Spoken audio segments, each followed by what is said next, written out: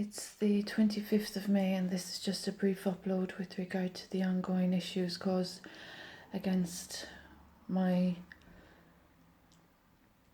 rights, the offences I'm experiencing since 2006 and more so since I gave birth, and the collective effort of culprits to denigrate, debase, defame, and disturb and disrupt and discomfort. There have been no acknowledgements from the government with regard to its obligations. My child is still in an unlawful care placement, and there is denial with regard to the extent of offences I've experienced. As I've mentioned in all my previous uploads, I've worked arduously for the betterment of society. I'm a recovery advocate, and I've experienced very dangerous bodily integrity damages and very dangerous spiritual violence in my community. As I keep mentioning, the issues of spiritual violence have been occurring since I gave birth by culprits that are responsible for slander of 2006. So there's been an obstruction of justice. There have been failings not addressed, and there has been a beautiful child I gave birth to harmed in an unlawful care placement that is highlighting very serious negligence. So rather than address the issues and repair the damages, it has become apparent that the violations of privacy, the slander of character, and the ongoing offences are considered a more easy, viable option by culprits that have exposed and that have disrespected the Constitution and the Declaration of Human Rights. So this is a really outrageous circumstance for me to be experiencing. I'm a law-abiding citizen, a private citizen, and these people have imposed without any right or remit. As I've mentioned, there have been mental health practitioners that have been slanderous and offensive to my rights since I became a married mother, and the individuals that have imposed upon my matrimony, imposed upon my property of my marriage and ancestry, and imposed upon my child are being facilitated in their offences.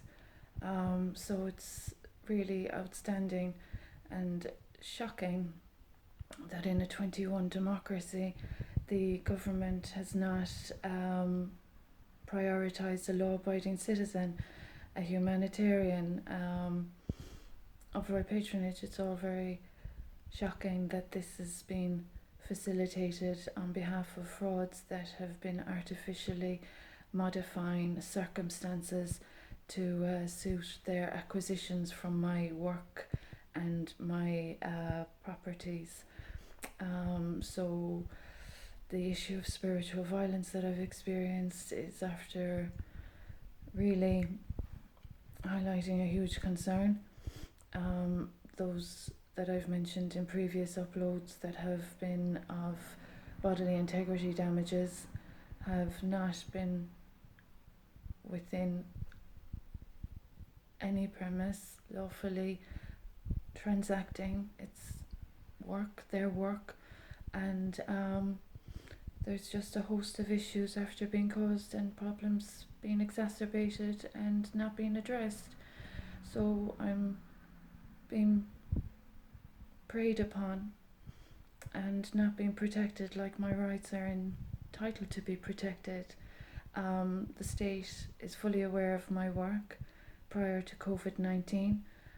As I've mentioned, I have helped many people along the way, and I have saved many and much along the way.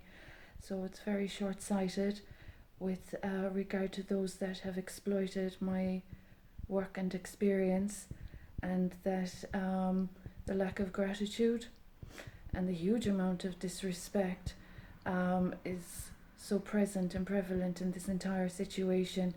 Those that have exposed personal matters of my private life and that have slandered my private life, and that have harmed my child are of a disservice to the democracy.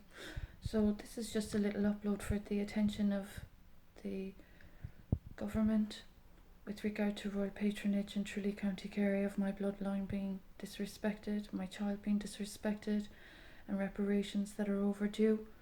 And this issue of developments that have damaged my body without consent, and those professionals slandering my well-being without addressing their failings. It's all a very serious issue I'm contending with, and unfortunately, with regard to the sacred aspect of this, of my purpose as a sacred royal, and the damages done to sacred light fragments that I have to keep reiterating about, and the spiritual violence and awful things that have happened in this community since imposters intruded upon me, just proves or highlights a mentality that is highly discourteous of evolution and progress, and people imposing on another person's purpose, personal life and profession, are really, really highlighting failings that I'm quite discomforted with. So the Ombudsman of Children, the State Ombudsman, that have correspondence from me since 2017. The exacerbation of problems is quite serious in Tralee, County Kerry, and as this is ongoing, the issue of proximity and privacy continuously being violated by individuals that are in contempt and that have harmed the Constitution and the role of the Constitution in this country, and that have been of property theft, financial theft, and intellectual and creative theft, just signifies that there isn't much progress, and that there's a lot of regression. A begrudgery against a mother, a private citizen, it's shocking that people would go to such an extent to collectively conduct hate crime. That is a state offence against the state, I mean, and more serious offences that they've caused. It's shocking. So my body has been quite damaged, as I've mentioned. My upper body, my left rib, my cranium has been damaged, and they don't seem to be bothered about the consequences of having damaged a universal light worker. So I'm astounded that women and children's rights aren't being prioritised, and it's easier to pray and exacerbate where there has been work achieved, goals achieved, accomplishments for the betterment of society, women abroad, and the disrespect isn't serving a greater good, unfortunately. So this is for the interests of humanitarians with regard to matters caused since I became a married mother. And as a married mother of a profession in education, it's shocking that this is happening while my beautiful child that has been harmed in state care, in an unlawful care order, it's absolutely abhorrent. So that's just a little short upload with regard to progress today. There's still problems being caused and no solutions being provided, and insults and injuries are not helpful to anyone. So negligence is prevalent, and this is an upload for the attention of humanitarians and women and children's rights.